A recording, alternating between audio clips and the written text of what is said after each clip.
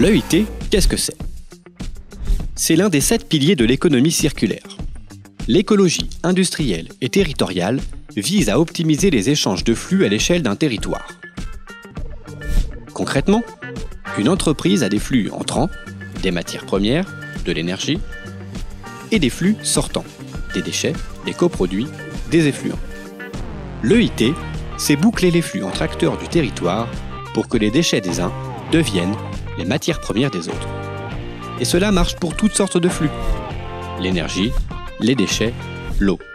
Il est également possible de mutualiser les ressources.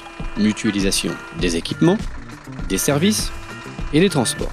L'EIT permet donc de générer des gains économiques pour les entreprises tout en augmentant l'attractivité du territoire. Pour se lancer dans une démarche d'EIT, il faut quoi? Premièrement, le rôle essentiel est celui de l'animateur. Il est chargé d'animer des ateliers pour faire se rencontrer les entreprises, créer un climat de confiance, ainsi qu'un réseau. Ensuite, il faut analyser les données recueillies au sein d'un outil de collecte de ressources pour identifier les synergies possibles et contribuer à leur concrétisation. Enfin, il est important de suivre puis d'évaluer la démarche, évaluer les gains environnementaux, les gains économiques et les gains en emploi.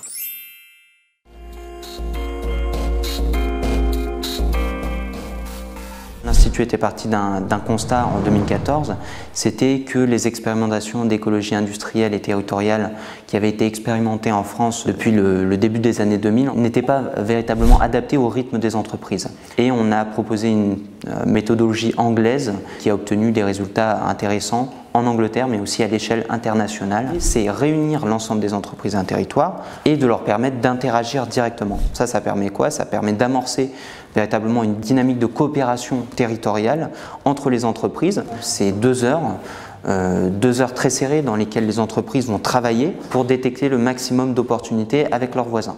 Et on a eu 16 ateliers qui ont été conduits, 4 ateliers par région. Dans chacun de ces ateliers, on a pu réunir de 30 à 40 entreprises et on a pu détecter plus de 300 synergies. Suite à chaque atelier, on effectue bien sûr des retours d'évaluation et les retours des entreprises ont été très positifs. Le programme doit être au service des entreprises pour qu'elles gagnent en compétitivité.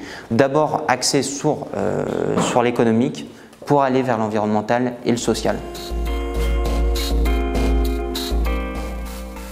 L'outil Actif est une plateforme cartographique qui permet de collecter des données de flux des entreprises. Ces données sont collectées par les chargés de mission CCI à l'occasion de visites ou à l'occasion d'ateliers, par exemple. Ça permet d'identifier des synergies potentielles entre différentes entreprises. C'est le travail en amont fait par les ateliers et par les visites du conseiller qui donne de la valeur à l'outil. Et cette plateforme Actif, une fois que son moteur de recherche a croisé les données, permet vraiment d'accélérer et de faciliter les mises en relation. Les atouts d'Actif, pour moi, c'est vraiment la simplicité avec laquelle on peut l'utiliser et la manière dont les critères qui vont être croisés grâce à cet outil vont être traités par l'outil. Et sur ces 15 premières synergies, on a déjà pu identifier 64 750 tonnes de déchets évités, mais ce qui est important aussi, c'est 25 emplois créés et 47 emplois préservés. Et ça, c'est pas négligeable. Tous les acteurs de l'UIT peuvent contacter les CCI régionales, ils trouveront un correspondant.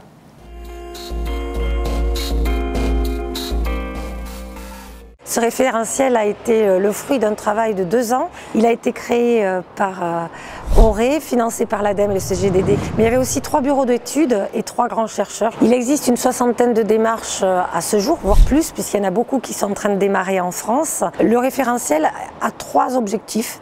Premièrement, de permettre à des animateurs d'évaluer avec les acteurs de leur territoire les démarches qu'ils sont en train de mettre en œuvre. Tout ça dans un souci de durabilité forte, c'est-à-dire qu'il y ait aussi des bénéfices environnementaux, pas que des bénéfices économiques. Il permet aussi à des visiteurs de regarder les indicateurs potentiels avant de se lancer dans une démarche d'écologie industrielle et territoriale.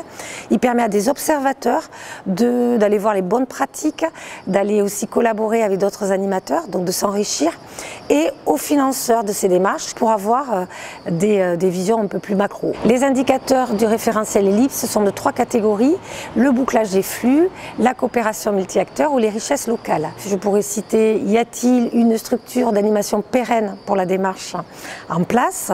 Le nombre d'emplois créés, les entreprises maintenues ou qui arrivent grâce à l'écologie industrielle ou territoriale, le nombre de synergies, de substitutions, de mutualisation, etc.